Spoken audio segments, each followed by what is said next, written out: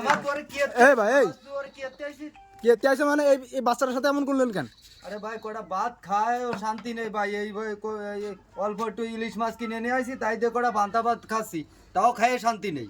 তা আপনি অল্প একটু ইলিশ মাছ কিনে নিয়ে আসেন, পান্তা ভাত খাচ্ছেন, এই যে আজকে একটা পয়লা বৈশাখের দিন, এই যে বাচ্চাটা এরও তো দুইটা খেতে মন চায়। আরে ভাই এই অল্প কটা ভাত মায়েকে বলি গালে দিছি, তার ভিতরে চলে আইছে। তা ওর ভিতর আইসে, ওরে তো একটু মাছ ভেঙে দিতে পারেন ওইখান থেকে। এই তামিম ভাই, ওরে কি দেবো ভাই? ভাই আপনি তো কাজটা ঠিক করেননি ভাই, ছোট বাচ্চা আপনি ওখানে অল্প একটু দিতে পারতেন। আরে ভাই আপনাকে এত মায়া লাগতেছে কেন বুঝলাম না আমি। মায়া তো লাগে ভাই, এই যে মাসুম বাচ্চাটা দেখলে, এই দেখেন এর মুখের দিকে তাকালে মায়া লাগে। আরে ভাই আপনার এত মায়া লাগে, আপনি নিয়ে যান দের ভাই।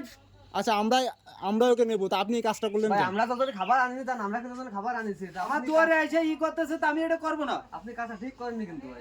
আপনি আসলে কাজটা ঠিক করেননি। এই যে আজকে পয়লা বৈশাখের দিন, গরিবের একটু মনে করেন খাইতে মন চায়, আপনি একটা ইলিশ মাছ কেনার সামর্থ্য আপনার আছে, আর এই বাচ্চাটার তো নেই, এতিম বাচ্চাটার তো নেই, তা আপনি তো ওকে অল্প একটু দিয়ে খাইতে পারতেন।